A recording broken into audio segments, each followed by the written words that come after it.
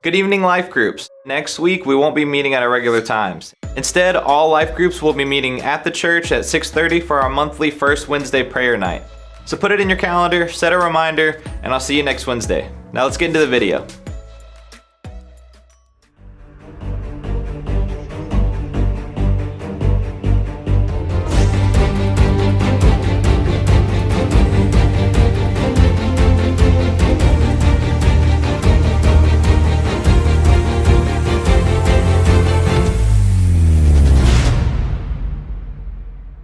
So last week we started getting into how the relationship between King Saul and David began to deteriorate, of course starting with the women singing that song that just really upset King Saul, and the relationship just began to deteriorate. And so it actually gets to the point where David has to flee just for his life because King Saul is trying to kill him. But King Saul doesn't leave it at that. He puts an army together. He keeps going after David to literally hunt him down and exterminate him because he's afraid that David's going to take his throne from him. Now, Saul already knows. Samuel told him, you've been rejected by God. Your kingdom is over, but he's still fighting for it. He's still trying to hold on to it. So he's going to try to kill David so that he can continue as king and his son Jonathan can be king. Jonathan doesn't even want to be king. Jonathan wants David to be king. But Saul's just, fighting for this. So in 1 Samuel 22, it says, David departed from there and escaped to the cave of Adullam. And when his brothers and all his father's house heard it, they went down there to him, and everyone who was in distress, and everyone who was in debt, and everyone who was bitter in soul gathered to him, and he became commander over them, and there were with him about 400 men. This is literally the beginning of David's kingdom right here. Now remember, until David is actually crowned king, between that and the time he was anointed is a total of 15 years. So we're kind of fast forwarding, we're skipping a lot of details. We're not at year 15 yet, but this literally, if you really look at it, this is the beginning of David's kingdom. These people begin to gather to him at the cave of Adullam. And look at the type of people that gathered. First of all, it's family members. Then beyond that, it says everyone who is in distress, everyone who was in debt, and everyone who is bitter of soul. This is not like an elite squad of people that are gathering to him. These are people that are in really bad shape. They've been beat down by King Saul. They're borderline depressed. They owe money to people. They're just in bad shape when they came to David, and they begin to gather to him at this cave, and it is the beginning of his kingdom. Now remember, and never forget this throughout the whole series, David is still being tested. He's still being tested, even through this. And the question now is, how are you going to handle this group of 400 people? How are you going to lead this group of 400? Before you lead all of Israel, I'm watching you to see how you're going to lead this group of 400, who, by the way, are in really bad shape. Let's see how you're going to lead them, how you're going to pastor them, how you're going to be king, so to speak, over them. He is still being tested. Now I want you to notice a few things. First of all, notice we don't see anywhere in Scripture that David sought these people out at all. I don't believe that he sought them out. I don't believe he asked them to gather. I don't believe he tried to make this happen because that would have been very displeasing in the sight of God. I know that he did not do that. Scripture doesn't say he did that. Later, his son Absalom would do that. David would have a son named Absalom who would rebel against his father and would do exactly that. He would go to another city and he began to gather people to himself to try to start his own kingdom. That's not what David did.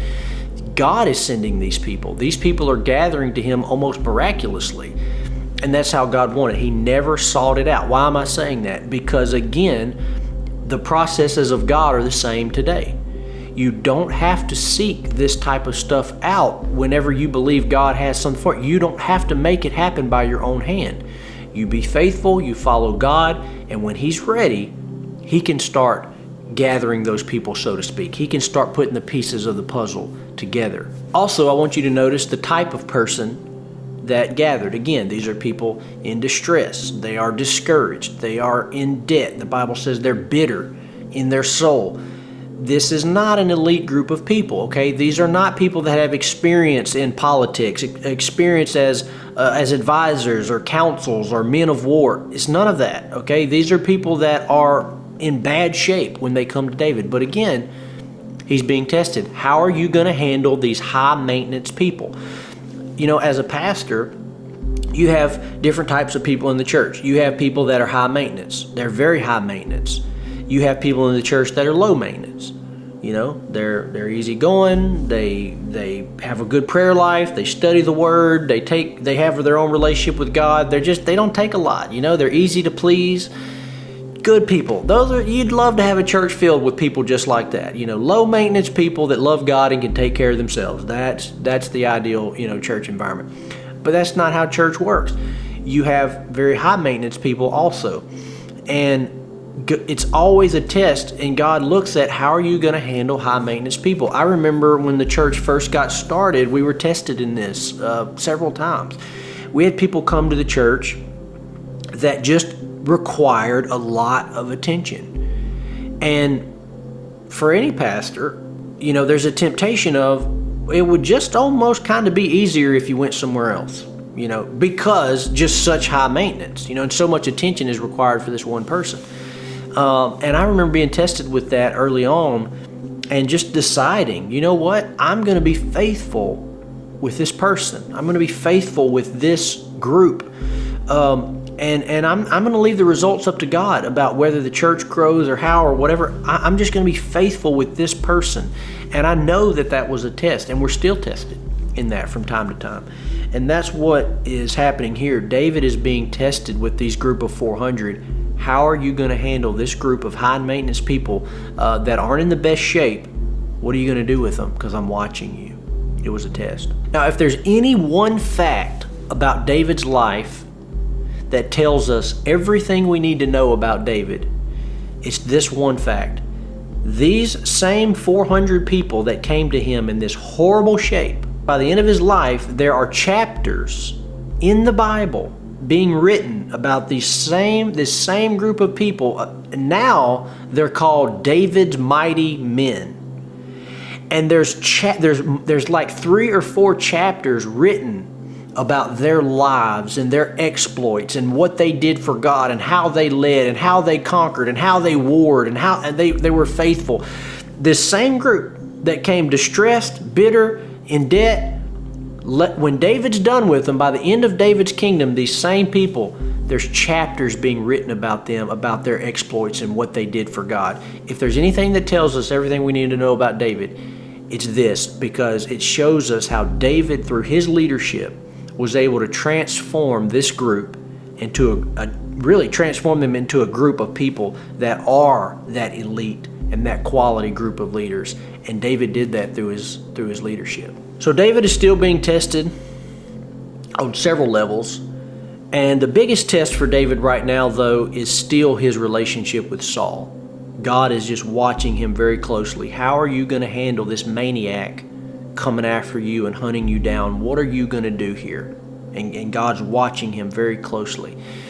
And so there were 2 instances where David had the opportunity to make a really bad decision concerning Saul, but he passed both of those tests. The first one is found in 1 Samuel 24, verse 2, and I'll just read through these briefly.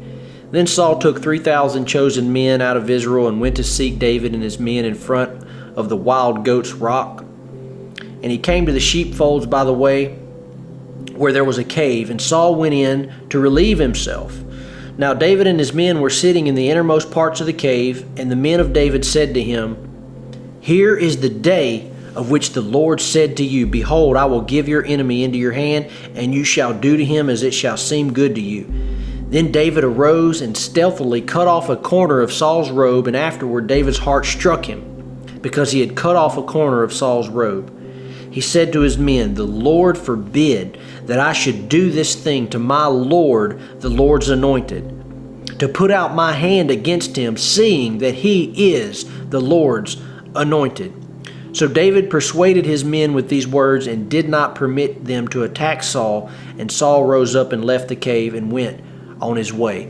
Now, let's just look at this, okay? Would David have been justified in killing Saul? Absolutely. The man had tried to kill him multiple times, and this would be the epitome of self-defense at this point.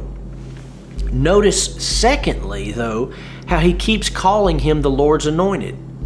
Now, he knows from Samuel, he knows the story. He knows that God has rejected King Saul and that he's not actually the Lord's anointed anymore. But here's how David looks at it. He says, look, when God is ready to remove King Saul, he can do it in an instant. Apparently, God is wanting him to stay in power. Who am I to put my hand to his downfall? Who am I to contribute to his downfall?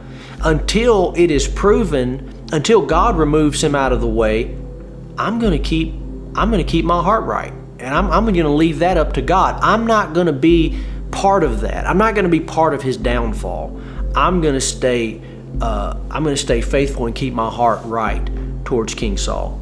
So after he cuts his robe off, he calls out to Saul, and he uses the piece of the robe as an example. He says, look, here's proof that I'm not against you, King Saul. I mean, if I wanted to, I could have killed you.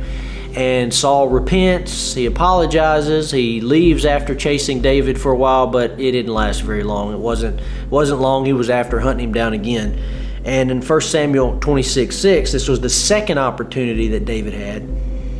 It says, then David said to Ahimelech the Hittite and to Joab's brother Abishai the son of Zeruiah, who will go down with me into the camp of Saul? And Abishai said, I'll go down with you. So David and Abishai went to the army by night, and there lay Saul sleeping within the encampment, with his spear stuck in the ground at his head, and Abner, the army, lay around him. Then Abishai said to David, God has given your enemy into your hand this day. Now please let me pin him to the earth with one stroke of the spear, and I will not strike him twice. But David said to Abishai, do not destroy him, for who can put out his hand against the Lord's anointed and be guiltless? And David said, as the Lord lives, the Lord will strike him, or his day will come to die, or he will go down into battle and perish. But the Lord forbid that I should put out my hand against the Lord's anointed. But take now the spear that is at his head and the jar of water, and let's go. So David took the spear and the jar of water and from Saul's head, and they went away. No man saw it or knew it, nor did any awake, for they were all asleep, because a deep sleep from the Lord had fallen upon them. So again, David calls out, he wakes up Saul. He says, look, I've got your spear, got this jar of water that was sitting right by your head. I could have killed you. I could have pinned you to the ground. God gave you in my hand, and I still did not kill you. Saul apologizes again, repents, leaves David for a season, but it doesn't last long. This was a test, again, for David, and God set up this test. God's still testing David, but I want you to notice just a few things from these stories. First of all, notice David's fear of God, his reverence and his respect for God. You know he wanted to kill Saul. David has no problem killing men. Okay, you're going to see that throughout the rest of the Bible. He has no problem killing King Saul as far as just the act of killing. But his respect and his reverence for God, he doesn't want to do anything that oversteps his authority, oversteps his bound. He respects King Saul. He respects God. Secondly, notice his loyalty to King Saul, to this man that is trying to kill him. He's loyal to him. He doesn't want to harm him anyway. He doesn't want anyone else to harm him. He's extremely loyal to Saul. Thirdly, notice that he holds out hope for reconciliation. That's why he cut the robe. That's why he took the spear and the jar of water. He wants to prove to Saul, look, I'm not out to get you. He's hoping that through showing those things, there can be a reconciliation, that Saul will come to his senses and he won't lose this relationship. He's still holding out. After all that Saul has done, he is still hoping for reconciliation. And finally, I want you to notice God's involvement in this whole thing. You think it's coincidence that Saul is seeking David and he happens to go into the exact cave where David is hiding to relieve himself? No, that's not an accident. It was on purpose. God's testing David. And then we get it more explicit in the second story. It actually says the reason that David was able to sneak into the camp is because God had put a deep sleep on the whole army, on Saul and the king army. Now, why would God do that? Why would God put a deep sleep on the whole army so that David can tiptoe around the camp? Because he's giving David an opportunity. And he's testing him to see, what are you going to do in this moment? How are you going to handle this? And each time, David passed. What about us? Are we passing the tests in these areas? With our bosses, with our relationships, with the difficult people in our lives? Are we passing the test that God is putting for us, particularly with those who are in authority over us, leadership, etc.? Are we passing the test? Are we handling those? Are we speaking to them correctly? Are we honoring them correctly? Because one thing ought to be crystal clear from the last few weeks of studying this relationship between King Saul and David. How they conduct themselves is totally irrelevant when it comes to how we are supposed to conduct ourselves. And if you're using that as an excuse, if you're saying, well, they acted this way, they treated me this way, you don't know what they said, you don't know what they did. They weren't King Saul. They weren't King Saul. So it ought to be crystal clear at this point that however they're conducting themselves, that is a totally separate issue and totally irrelevant when it comes to how you should be conducting yourself. Why? Because you're accountable to God for your actions and how you treat them. It has nothing to do with them. They will answer to God for how they treat you. They will answer to God how they act, but that has nothing to do with you. And the sooner we can get that in our heart, the better. The sooner we can learn that and pass those tests, the sooner that God will be able to move in our life and we'll reach the full potential that He has for us.